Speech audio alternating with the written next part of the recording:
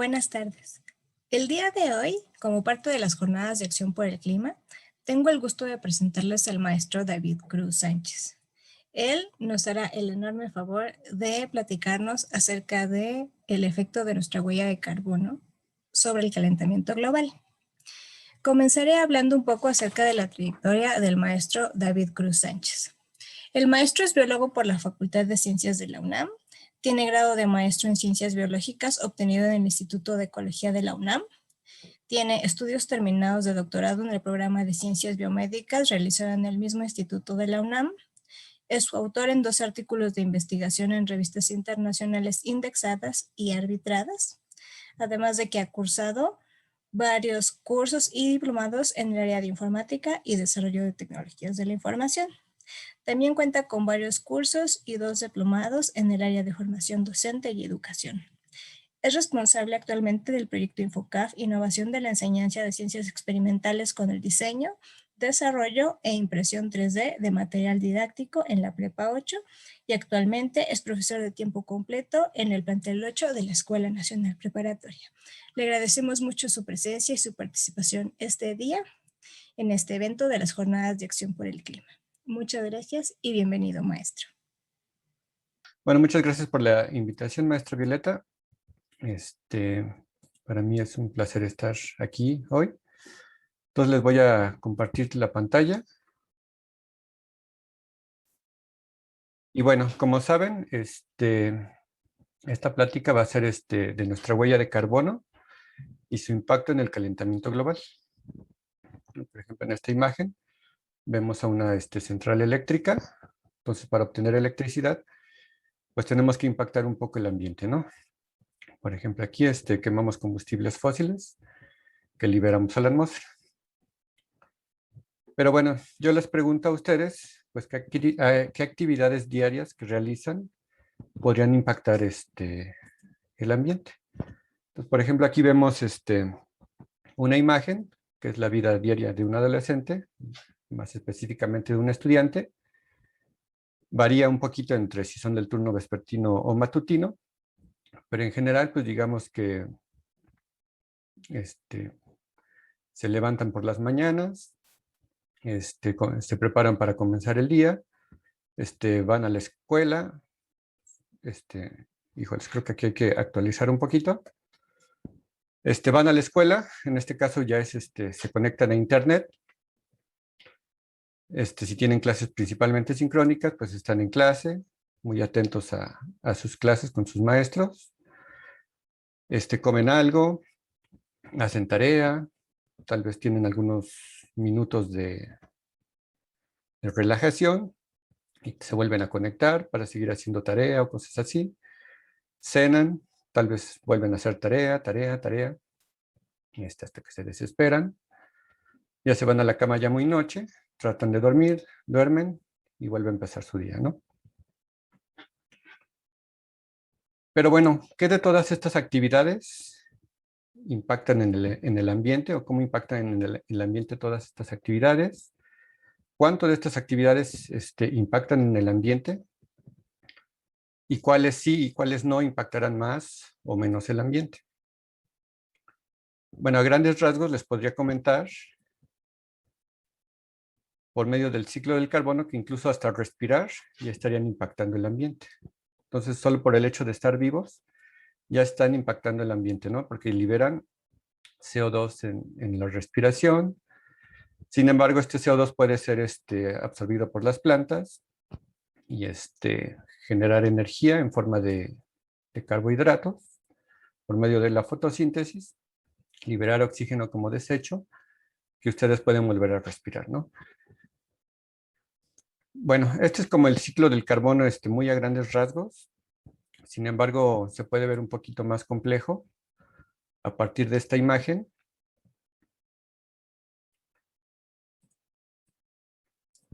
Por ejemplo, podemos ver que el ciclo del carbono en realidad tiene diferentes fases. Hay algunas que son intercambios muy rápidos, en rosita, por ejemplo este de aquí, que es justamente el que les había mostrado anteriormente, ¿no? El crecimiento vegetal y la descomposición y el intercambio con los animales Es un intercambio muy rápido, ¿no? Que ocurre en pocos, digamos, en pocas horas o años. Sin embargo, también vemos que el intercambio de carbono con la atmósfera también puede ser un poco más rápido por cambios de usos de suelo, ¿no? Que al deforestar ciertas áreas, pues se pierda cierta absorción del carbono atmosférico por parte de los árboles, etcétera, etcétera, ¿no? Entonces se da un cambio un poco más lento. Sin embargo, hay otro que es todavía más lento, que es de 10 a 100 años, que ocurre ya a nivel atmosférico. Y aquí ya también implica precisamente que este carbono se pueda depositar en, el, en los yacimientos petroleros, etcétera, etcétera, ¿no? Y uno todavía más lento que será a nivel del mar, también es a nivel atmosférico, y que se da principalmente en aguas profundas. Ahora, las actividades humanas están muy implicadas en este intercambio de carbono. Por ejemplo, aquí vemos el consumo de combustibles fósiles que liberan mucho carbono a la atmósfera.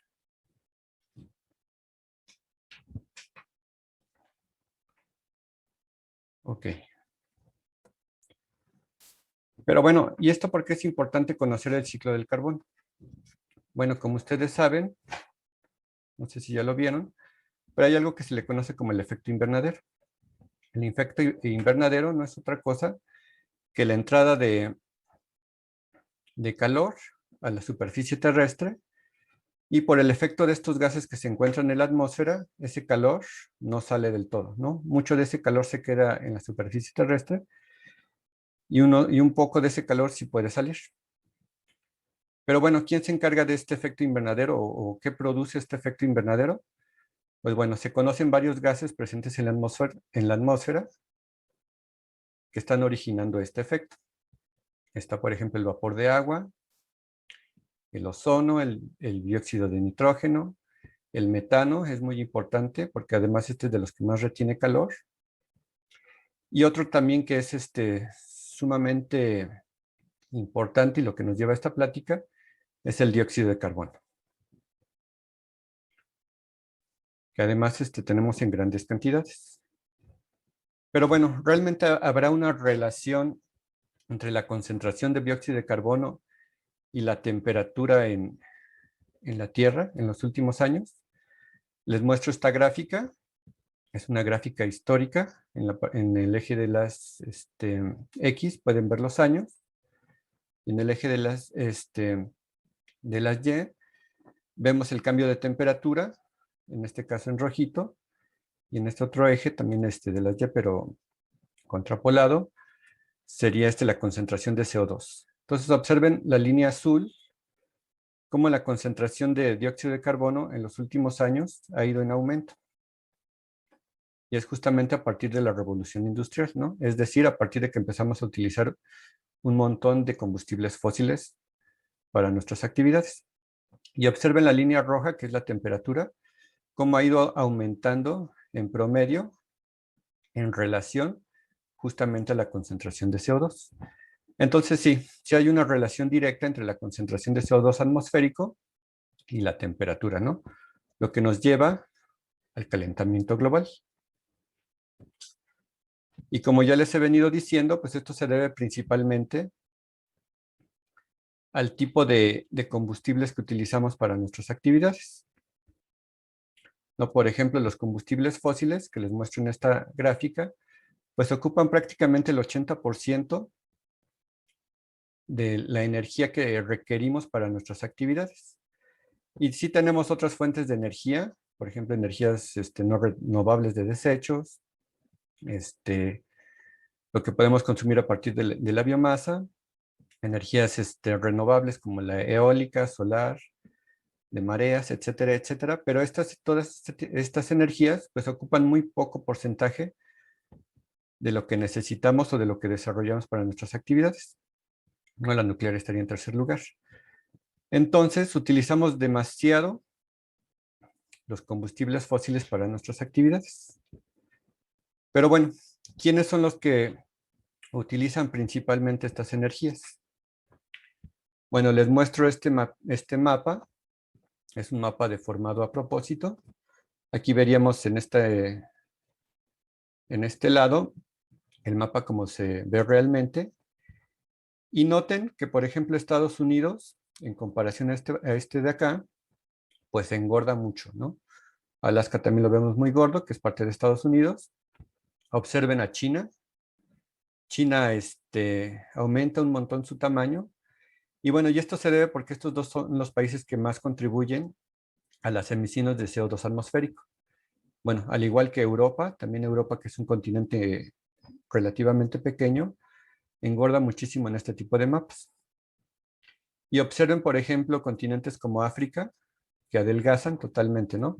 Y eso es debido a que estos casi no contribuyen a las emisiones de CO2 atmosféricas, al igual que Sudamérica. México se queda prácticamente tablas, o sea, ni engorda mucho, pero tampoco enflaca. Entonces México también contribuye a las emisiones, no tanto como los países desarrollados, pero sí, ¿no? Y bueno, Japón es otro de los que también engorda un montón, ¿no? Siendo una isla muy pequeña, pues aumenta mucho de tamaño.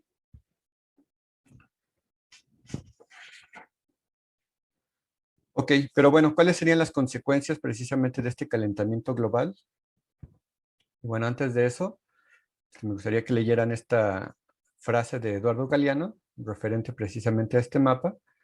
Los datos ocultos bajo el palabrerío revelan que el 20% de la humanidad comete el 80% de las agresiones contra el planeta, ¿no? Es decir, que muy pocos países son los que realmente emiten más CO2 a la atmósfera. Bueno, ¿y qué riesgos tenemos ante este calentamiento global, ¿no? Bueno, puede ocasionar un cambio climático a la larga, que esto nos puede llevar a desastres naturales. En la última década se ha visto que se han aumentado los desastres naturales. Obviamente esto puede conllevar a la muerte de muchas personas, muchas afectaciones a nivel económico y social, pérdidas económicas, etcétera, etcétera, ¿no? Aumento en el nivel del mar, en muchos casos, por el derretimiento de los glaciares, que normalmente están más en porciones terrestres, pero al derretirse, pues van precisamente a los océanos. Aumentan huracanos, por ejemplo, las ondas del calor también son más frecuentes, etcétera, etcétera, ¿no? Entonces son muchas las consecuencias que puede tener precisamente este calentamiento. Bueno, y lo que nos lleva a preguntarnos, bueno, ¿cómo podemos saber cuál es nuestro impacto en todo este desastre climático? Bueno, para eso hay una herramienta que se ha generado, que es precisamente la huella de carbono. Seguramente han escuchado hablar de esta herramienta. Y bueno, ¿pero qué es? ¿Cómo se mide y qué hay que tomar en cuenta para poder llegar a unos valores reales? Bueno, como ya les venía diciendo, es una herramienta que puede contribuir al cálculo en la reducción del impacto ambiental que producimos, ¿no? O que puede ser producido por el calentamiento global. Ahora, esta determina cuánto espacio necesitamos, tanto terrestre como marítimo, para poder producir los recursos y bienes que consumimos. Y bueno, y también hay que tomar muy en cuenta la superficie que necesitamos para poder absorber los desechos que generamos, ¿no? Es decir, hay que ver qué superficie necesitamos para nuestro consumo y qué superficie necesitamos para poder desechar todo lo que generamos. La huella de carbono, por lo tanto, toma en cuenta la población total en un espacio determinado. La huella ecológica se puede calcular a nivel de país, a nivel de ciudad, de región o inclusive hasta de planeta. Y bueno, y este es un cálculo en determinado tiempo. Y para ello, pues hay que estimar las superficies productivas que dedicamos, por ejemplo, a los cultivos para producir nuestros alimentos y nuestras materias primas, ¿no? Para todo lo que consumimos. Pero aquí es muy importante también tomar en cuenta el tipo de superficie, ¿no? No es lo mismo una superficie, por ejemplo, de de temporal a una superficie de cultivo tecnificada, ¿no? Aquí obviamente tenemos que utilizar más energía para poder producir los alimentos. También lo que necesitamos para producir estos alimentos, ¿no? Podemos utilizar fertilizantes, etcétera. Y pues para obtener esto, pues también tenemos que tener una industria agroalimentaria. Y bueno, también no es lo mismo producir consumir estos alimentos cerca de donde se producen, que tener que transportarlos desde el campo hasta las grandes ciudades, ¿no? Por ejemplo, no es lo mismo consumir un jitomate que está en el huerto de nuestra casa o que está en algún invernadero cercano, a los jitomates que se puedan producir en Sinaloa, por ejemplo, aquí en la Ciudad de México. Entonces es importante tomar precisamente en cuenta este tipo de cosas. Ahora, también la huella ecológica tiene que tomar en cuenta la superficie dedicada al pastoreo para producir diferentes productos cárnicos principalmente, pero también leche, huevo, etcétera, etcétera. Entonces también tenemos que calcular cuánta superficie utilizamos para esto. Igual nuevamente hay que tomar en cuenta el transporte y el empaque de todos estos productos. Y por ejemplo aquí les muestro que para producir 1 kilo de carne se necesitan 16,000 litros de agua. Entonces también necesitamos un montón de energía para poder producir todos estos alimentos. Ahora, también la huella de carbono tiene que tomar en cuenta la superficie dedicada a los bosques, ¿no? Porque de aquí podemos obtener recursos como madera para la producción de muebles, por ejemplo, o de otros insumos, ¿no? Incluso hasta combustibles en muchos casos. Y nuevamente hay que tomar en cuenta el transporte y el manejo de toda esta madera.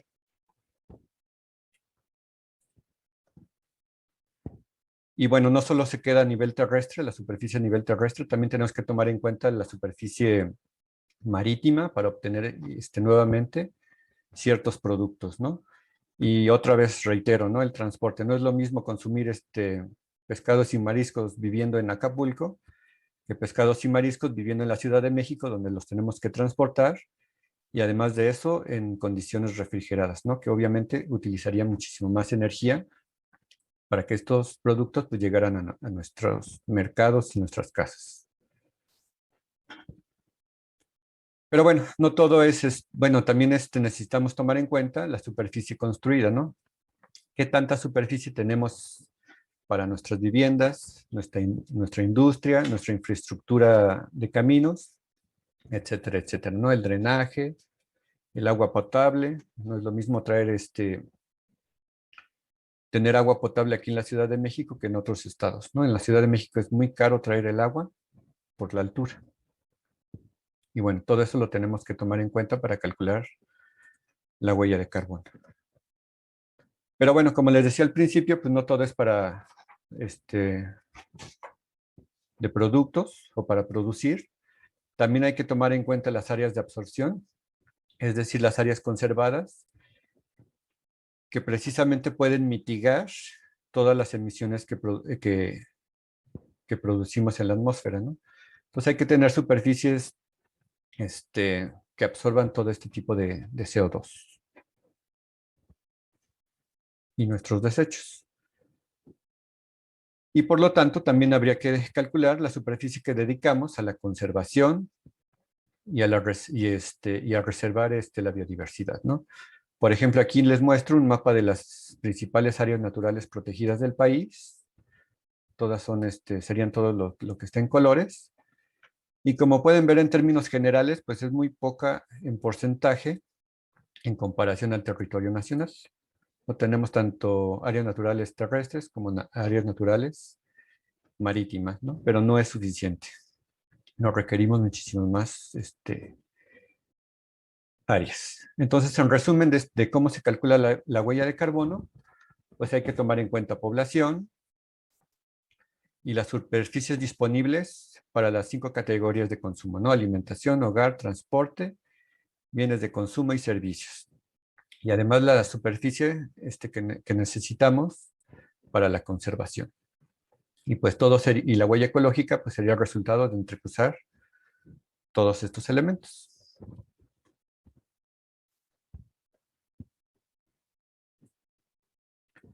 Y bueno, y por lo tanto, la huella ecológica se tiene que expresar en hectáreas, que sería una unidad de medida para superficie, y representaría precisamente eso, ¿no? ¿Qué es lo que necesitamos del planeta para asimilar el impacto de nuestras actividades, de nuestro modo de vida, ¿no? O de un modo de vida determinado, ¿no? No es lo mismo una persona de una ciudad que, por ejemplo, una persona que vive en, en, en provincia, ¿no? En zonas rurales. Y bueno, ¿cómo se puede calcular la huella ecológica? Bueno, pues ya hay un montón de aplicaciones en línea para calcularla, dependiendo de nuestro estilo de vida. Aquí les muestro una. Si quieren, cuando puedan, apunten la dirección para que entren y calculen su huella de carbono. Obviamente no tiene que ser ahorita, pero si tienen curiosidad, pues lo pueden hacer pues en otro momento.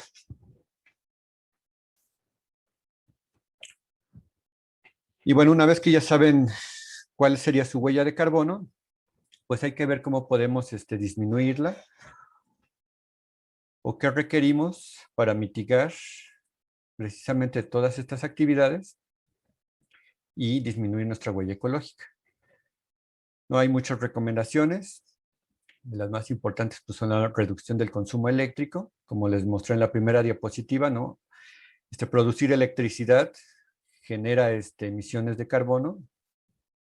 Entonces, si bajamos si no dejamos, por ejemplo, la tele prendida mientras estamos haciendo otra cosa, pues podemos reducir nuestro consumo eléctrico, ¿no?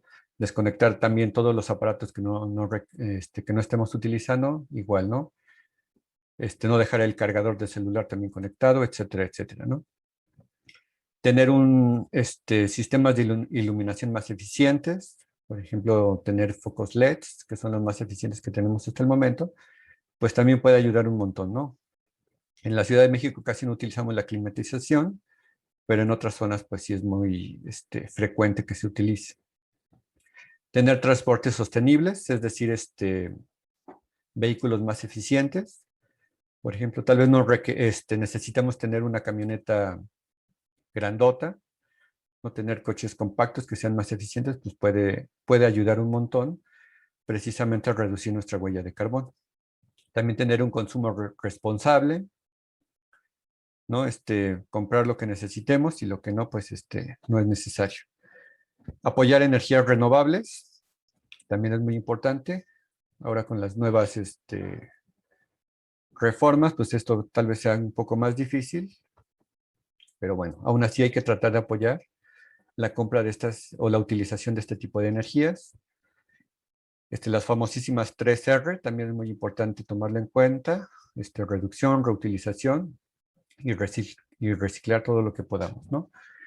Y bueno, y muy importante también, pues conservar precisamente las zonas, ¿no? Que nos pueden ayudar precisamente a mitigar todas estas actividades, ¿no? ¿Cómo podemos apoyar esto? Bueno, pueden visitar precisamente áreas naturales protegidas que en muchos casos están dedicadas al turismo y precisamente apoyar a las personas que viven ahí con derrama económica, pues les ayuda un poquito más a conservar. Bueno, entonces todas estas acciones sí pueden contribuir precisamente a la mitigación. Sin embargo, ya hace algunos años salió este artículo en el 2017 que precisamente habla de estas acciones que nos pueden ayudar a la mitigación del cambio climático, ¿no? Acciones tanto en educación como de gobierno. Y muy importante de este artículo, que las acciones individuales son las que tienen más efecto en el cambio climático. Pero vamos a ver qué acciones ellos midieron. Nuevamente les muestro esta gráfica. En el eje de las X serían las acciones y en el eje de las Y sería el impacto que tiene cada una de estas acciones. Entonces, por ejemplo, vean aquí, ¿no? Tener iluminación más eficiente, pues sí contribuye, es un efecto positivo. No es demasiado el impacto, pero sí contribuye. Secar la ropa al sol, pues también ayuda bastante a la mitigación. Reciclar, lavar la ropa con agua caliente, tener o reemplazar la gasolina por sistemas híbridos, pues también ayuda un montón. Tener dietas basadas en plantas, tampoco es necesario ser totalmente vegetariano, pero disminuir el consumo de carne también ayuda, ¿no? Como ya lo vimos en diapositivas anteriores, pues la producción de carne es uno de las actividades que más impactan en el ambiente. Cambiar nuestro coche por no usarlo por un coche que no utilice energía, pues mejor. Por bicicletas, por ejemplo, etcétera, etcétera. Tener coches más eficientes también ayuda un montón. Aquí es lo que les comentaba de los coches compactos. Apoyar las energías limpias también ayuda mucho a la mitigación. Evitar los vuelos transatlánticos. Bueno, en esta época creo que esto es más común. Todas las aerolíneas ya están como en problemas económicos. Pero bueno, en condiciones no pandémicas, digamos que esto también ayudaría un montón. No utilizar el coche, pues ayuda muchísimo. Pero quiero que vean la última de los efectos, que es el que más podría contribuir precisamente al cambio climático. Pero ¿cuál es este? Tener uno o menos hijos. Esta es una de las acciones individuales que más contribuyen a la mitigación del cambio climático o del calentamiento global. Entonces, esto es para que lo piensen, esto es para reflexionar. ¿Qué acciones son las más importantes, no? Lo que nos lleva tal vez a pensar tal vez en un mundo posapocalíptico. Aquí les pongo un ejemplo de esto. No sé si han visto esta película, es una película de ciencia ficción. ¿Qué pasó con Lunes? Y bueno, básicamente trata de unas quintillizas que luchan por permanecer ocultas en un mundo superpoblado, ¿no? Viven en un mundo totalmente lleno de humanos y donde solo les es permitido tener un hijo. Entonces esto es como para la reflexión. Y bueno, por mi parte sería todo.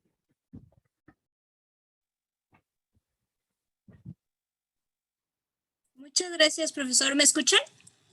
Sí. Ay, muchas gracias.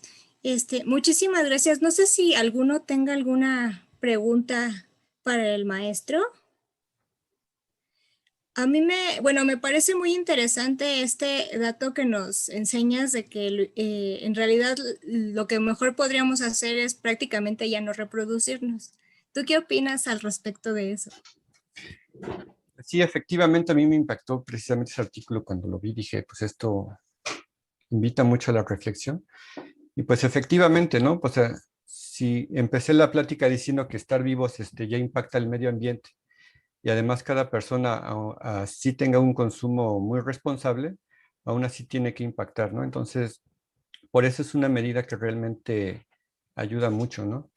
No es lo ideal, porque pues obviamente tendríamos que llegar a una situación como en la película, ¿no? Y pues eso sería muy prohibitivo, ¿no? Pero bueno, ya depende de cada quien cómo lo toma o cómo lo ve. Claro, porque, bueno, justo China tenía esta política de un solo hijo que causó en realidad más problemas sociales que soluciones, ¿no? Entonces, de hecho, creo que ya se quitó esta como prohibición, porque justo, pues, como las familias preferían tener hijos varones, por lo que implica socialmente en China, porque pues son los que pues trabajan, le dan como el honor a la familia por la transferencia del nombre, pues también había unos casos muy graves de que había orfanatos llenos de niñas en China. Y bueno, así entre otros problemas como como sociales. Pero sí es verdad que pues entre más hijos tengamos, pues esos hijos van a consumir recursos naturales y entonces pues debe de haber una gestión de la población importante, ¿no? Y que en realidad en teoría se supone que nos estamos reproduciendo menos, ¿no? Sí, de hecho Eso, China ya quitó esta política porque pues, su población también ya está envejeciendo, ¿no? Igual que México, muchos otros países. Y pues eso tampoco conviene a la larga a los países. claro, por acá, Alfredo Manuel Martínez nos dice, China emite 10.000 millones de toneladas de CO2 al año, Estados Unidos emite 5.000 millones de toneladas a cada año, en México menos de 600 millones de toneladas. En realidad, bueno, ¿tú qué opinas? ¿De qué lado estaría como el balón para disminuir la huella del carbono? ¿En las grandes potencias? ¿En todos? ¿Tú qué opinas? Pues a nivel gubernamental, pues definitivamente es en las grandes potencias, ¿no? Pero como ya lo vimos en esta última parte, pues a nivel individual también todos podemos contribuir, ¿no? Este, entonces, pues todos tenemos que poner de nuestro grano de arena y precisamente también, pues, presionar a los gobiernos para que también se pongan las pilas, ¿no? Claro, perdón, era el maestro Alejandro el que nos estaba haciendo este comentario. Perdón, maestro, es que veía ahí su nombre larguísimo y no sabía quién era usted, perdón. La maestra Paulina nos pregunta qué consecuencias está teniendo el cambio climático en la dinámica de los ecosistemas. Bueno, pues sí tiene varias. Muchas especies se están extinguiendo. Hace 1 o 2 años salió por ahí una noticia que ya se había detectado la primera especie que se extinguió a causa del cambio climático, directamente, que fue un roedor en Australia. Y pues, pues muchas especies tienen papeles muy importantes en los ecosistemas, ¿no? Entonces, si desaparece alguna, pues el equilibrio de los ecosistemas pues cambia, ¿no? Entonces, pues eso impacta bastante.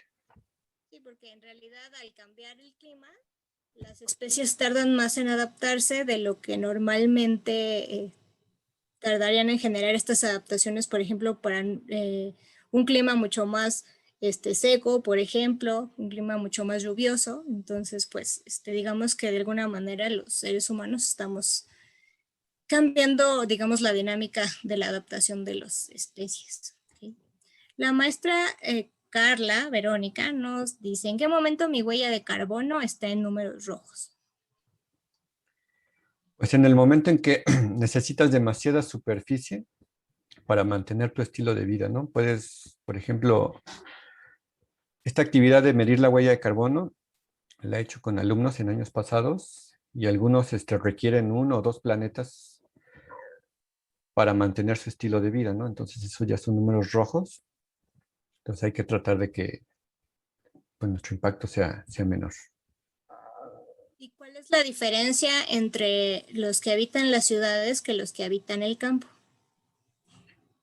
Pues sí, sí hay diferencias, ¿no? En las ciudades, pues por todo lo que les vine mostrando en la plática, ¿no? En las ciudades requerimos mucho el transporte de los insumos de otros lados hacia la ciudad y esto pues impacta muchísimo más.